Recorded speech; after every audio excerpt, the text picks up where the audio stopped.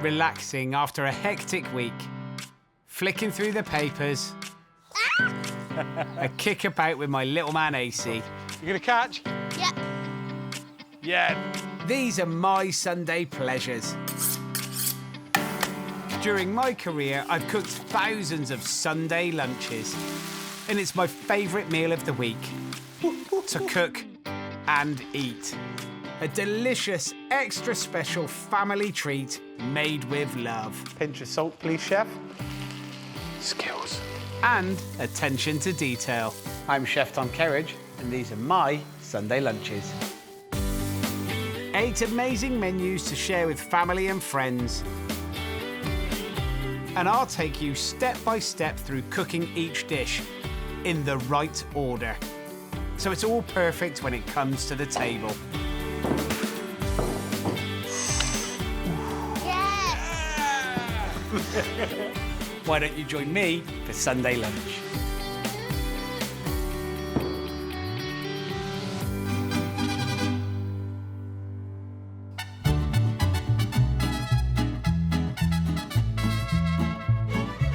Right then, you lot, brace yourselves. Today's Sunday lunch is going to be Mexican street food. Spicy. It's a feast for family and friends, full of flavour. There's slow-cooked Mexican beef brisket, the most melting meat imaginable, with a bowl of colourful spicy rice. And alongside, we've got the tang of pineapple salsa, crunchy red and white slaw, and sharp pink pickled onions. And I'm spoiling you this Sunday. For pudding, we've got churros, Mexican-style donuts, with salted caramel and chocolate dipping sauce. But as it takes the longest, I'm starting with the beef. First thing I'm going to do is a little bit of oil in a pan. Now, I have beef brisket cut into 6 equal pieces, chunks, all right? I'm going to season it up, some salt and pepper. How's this work? So I got it. Brisket is a muscly cut from the cow's chest, so it needs a lot of cooking, but it also means it's got amazing flavour. And I would put it in always the fattier kind of side first, because as you put it in, you want to render that fat out, you want to drain that fat, okay? That gives flavour to the pan. Nice little sizzle. You can probably get 2 pieces in at the same time. Why Mexican food for Sunday lunch? Gotta be honest, the answer to that is why not? But it is all about this cut of meat, beef brisket, pocket friendly, loads of meat, huge value for money. But the thing about brisket is it has to be cooked low and slow. Once the first 2 pieces are beautifully browned, get on with the next 2. This is the bit of the dish where it's the hard work. Trying to get as much flavour into it now at the beginning, so that when you can put the lid on it, stick it in the oven for 3.5 hours, you get the rest of the jobs done, which will probably include taking the dogs for a walk. While the last 2 chunks of brisket are in the pan, I'm roughly chopping 2 onions and 6 cloves of garlic.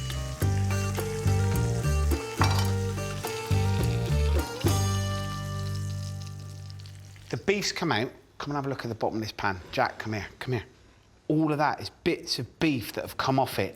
That fat is beef flavour. And into that, I'm going to throw the onions and the garlic.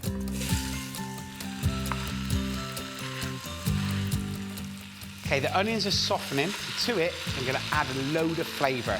Firstly, cumin seeds, okay? I love cumin seeds. They're not spicy as in hot. They've got this wonderful kind of earthy, almost toasty flavour to them. They're exceptionally good, particularly with beef. Hot smoked paprika next in.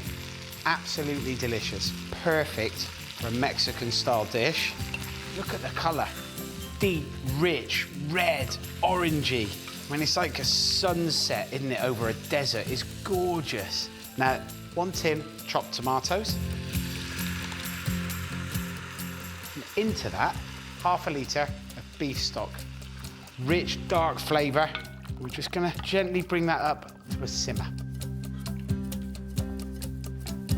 The next thing that goes in is the thing that's gonna separate it from any other kind of chili you've had before. It's the authentic flavors of real Mexican dried chilies. Now, this one you're gonna know. This one you already understand. This one is called a chipotle chili, and it's really easy to get hold of. So just tear it up a little bit, drop it in. So I've got about 6 of them, okay? And the next chilies to go in are these ones. These are ancho chilies. Now, really earthy in flavor, super smoky, not too hot, around about a 3 out of 10 hot, but the depth of flavor off them is incredible. It's almost a bit raisiny, like smoky raisins with a bit of warmth. It's delicious. Again, break those up, put them in, and just 2 of those. And then lastly, are these chilies, guajillo. And these are lovely because they're kind of a little bit more fruity, a little bit more zesty. With all 3 types of chili, you need to remove the bitter stalks and the seeds. We'll do the same for all 3. Don't worry too much if you get a few seeds in there. And that does look like there's a lot of chili that's gone into there. But actually the flavors are quite mild. This isn't too strong. It's not so spicy. It's not gonna blow your head off. However, there is a bit of warmth to it. The dried chilies will begin to soften and rehydrate in the sauce. Give it a stir and let it simmer for 10 minutes. To make sure lunch comes together perfectly, it always helps to have a plan. Time management. Work out how long everything takes before you start, and then jot down your timings. Come here, Jack. It's thick, it's rich, it's deep red. I'm just gonna blend it all up in a jug blender to create a paste. Just get all the bits out of the bottom of the pan, but don't worry too much about washing the pan up, because you're gonna put everything back in it and cook it low and slow. So just as long as you've got the big chunks out, that's fine. Lid goes on. At this point, slow to start, just on number 1. Slowly start blending, then turn it up.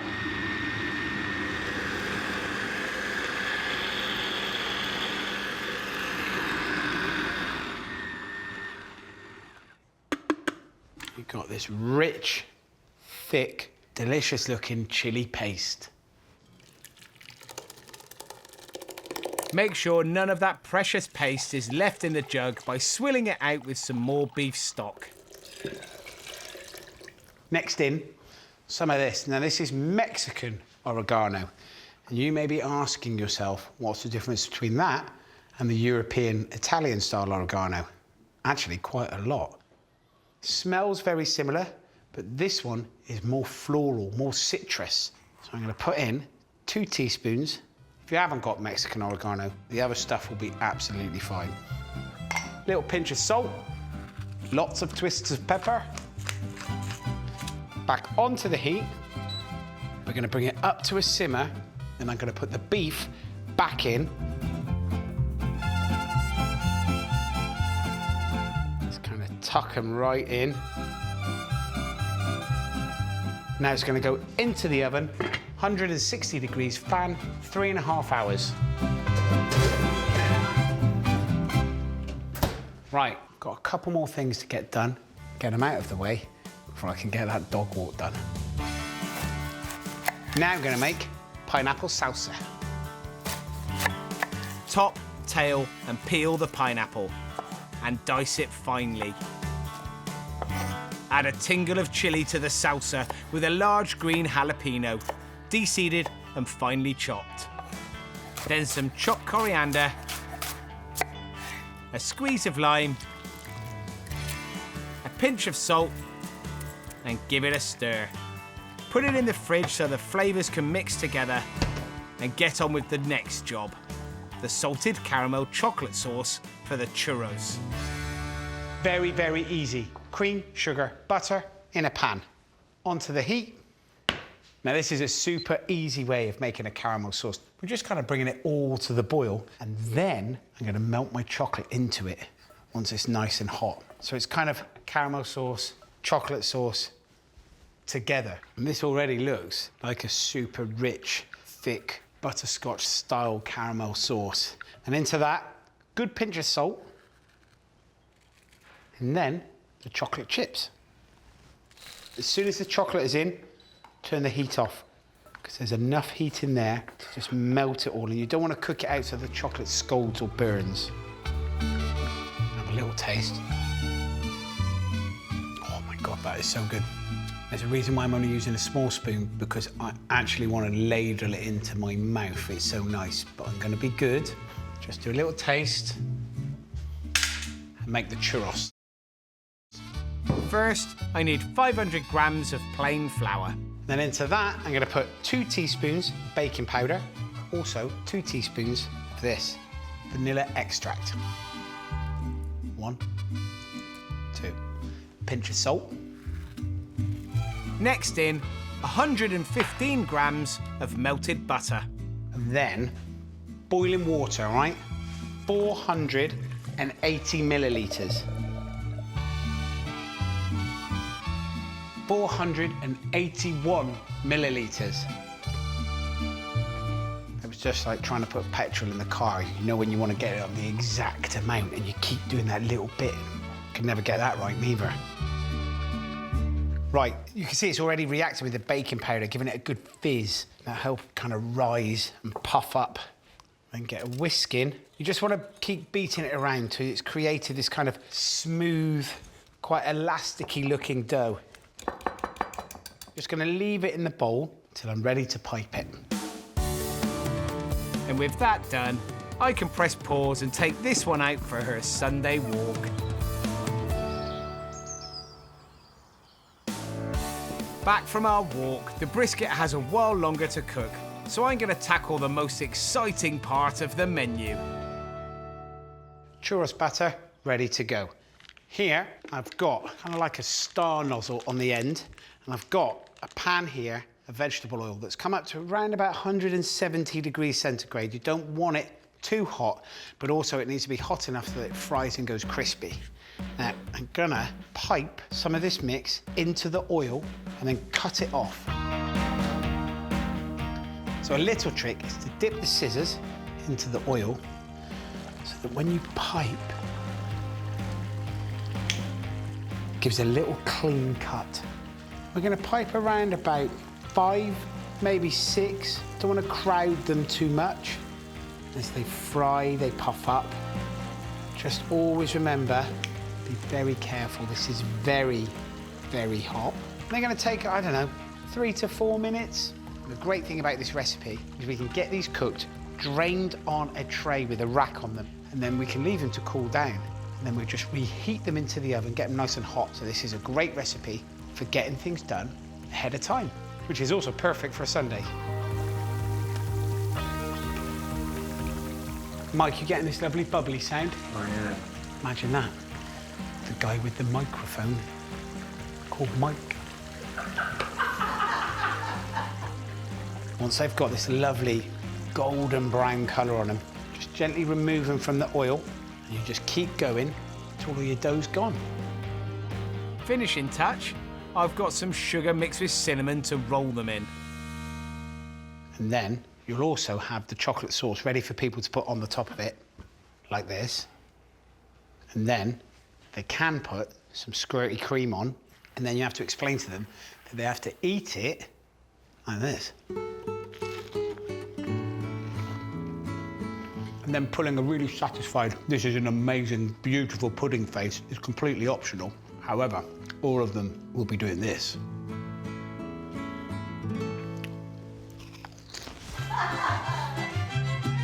Hot, golden and crispy. My Mexican churros are rolled in cinnamon sugar and are ready to dip in hot salted caramel chocolate sauce. And you know you'll want the squirty cream. All that's left is to finish off the sides that'll make lunch extra special. First, some pickled red onions. I've got red onions here that I've sliced up, poured boiling hot water over them and left them for about 10 minutes. Drained them off. Now I'm gonna pickle them, but not in vinegar, in lime juice. Lime is such an important flavour in Mexican cooking, and I'm juicing 3 of them to add to the onion, along with a pinch of cumin seeds and salt to season. Give it a stir to coat the onion in the lime juice and leave them to pickle for about half an hour. Beef cooking with chilies in the oven. Now, what goes with chilies? Rice. Okay, so this is my spicy tomato rice. Dice up your onion, not too small. You still want bits of texture, and that's quite important. Oil into a pan, get it quite hot, just whilst that pan gets warm. I'm gonna dice my red pepper as well. I've already got my yellow and my green done. And cut the peppers into the same sort of size, so they'll all cook evenly. Also, such beautiful colours, and make this rice look really vibrant and exciting. The green peppers are there for that really kind of like almost raw peppery taste. Then it moves on to the yellow ones where they're starting to get a little sweeter. And then you've got the red peppers that have got that wonderful succulent sweetness that you get from it, just with a little bit of warmth and kick. Okay, oil is hot, onions are going in.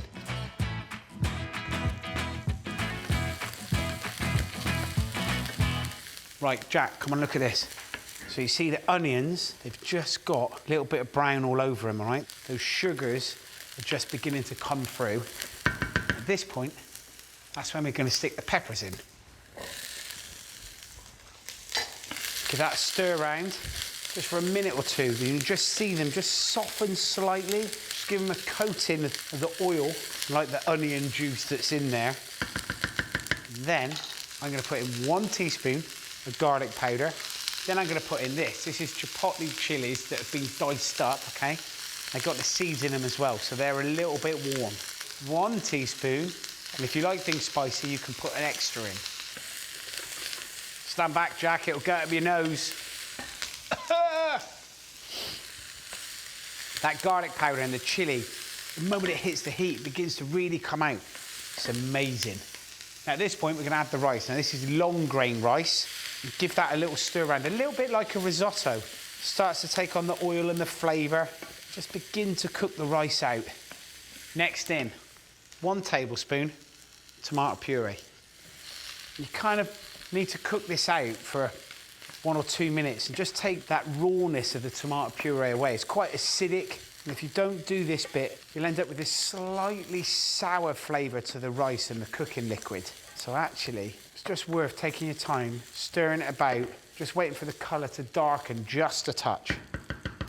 Okay, and once all that rice is coated with those lovely flavours, next in is a tin chopped tomatoes. Look at the colours of that, it's amazing. You already know this is going to be so flavoursome. Make sure you mix it thoroughly before we add chicken stock.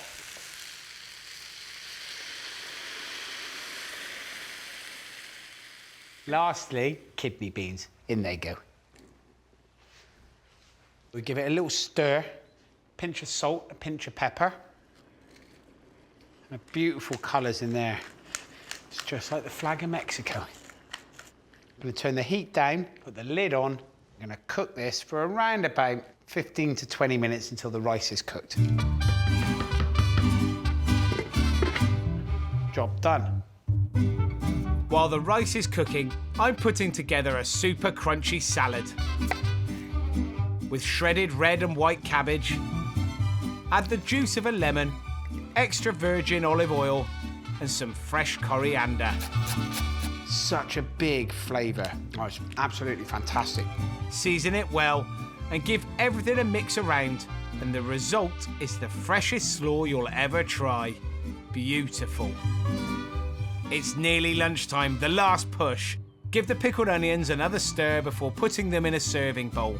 Just look at the colour. Okay, exciting times. The beef is cooked. Pull it out of the oven. Ready for the reveal. Both cameramen in place. Look at that. The smell coming off that is incredible. And at this point, the meat will just fork apart.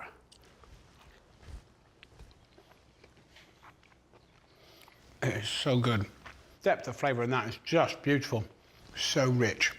This is an incredible, beautiful, super tasty way of enjoying very pocket-friendly, delicious pieces of beef for a Sunday lunch. Roast beef done very differently, Mexican style, just outside West London. Alongside the beautiful shredded beef brisket, we've got 3 tongue-tingling side dishes. Sharp, sweet and spicy pineapple salsa, pink pickled onion with lime and cumin, and a crunchy red and white slaw. And it's all brought together by my spicy tomato rice with 3 peppers. And that is it. We are ready to serve up. Fiesta! We all get stuck in cooking ruts, and I'm no different. So everyone's got, I don't know, 8 or 10 dishes that are their repertoire of the things that they might cook at home. But actually, if you think outside the box a little bit, have a go at different flavours, the process of cooking is all very similar. On the rice. Lovely, thank you. If you can make a casserole or a stew, well, why not start putting smoked chilies in it, taking it to a different part of the world? No, it's very good. None of it's overcomplicated, all of it is beautiful, and most definitely, all of it works for a Sunday lunch. Cheers, guys.